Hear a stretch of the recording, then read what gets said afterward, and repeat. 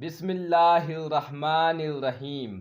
صدر عالی وقار، صاحبان علم و فہم، حاضرین گرامی قدر، السلام علیکم۔ جناب والا، محنت ہے شرط۔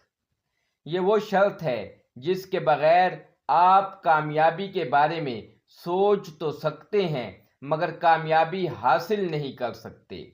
محنت ہے شرط، یہ وہ شرط ہے جس کے بغیر آپ منزل کی طرف دیکھ تو سکتے ہیں مگر منزل پر پہنچ نہیں سکتے۔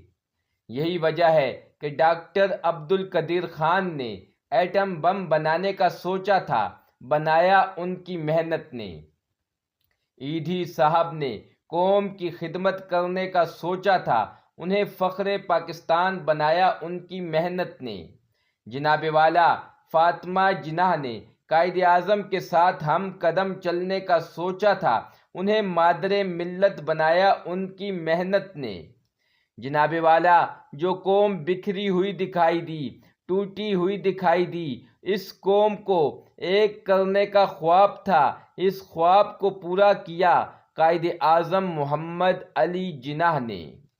جناب والا، وہ دن دور نہیں ہے کہ جب یہ قوم اپنی محنت سے دنیا بھر میں اپنے ملک کا نام روشن کرے گی۔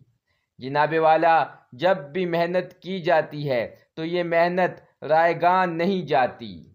جب یہ محنت اپنے رنگ دکھاتی ہے تو استاد سبط جعفر بنا دیتی ہے۔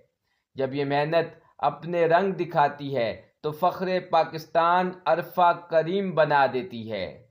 جب یہ محنت اپنے رنگ دکھاتی ہے تو قومی شاعر علامہ اقبال بنا دیتی ہے۔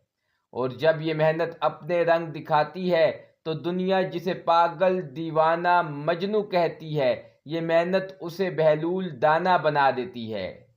آپ سب کی سماعتوں کا شکریہ۔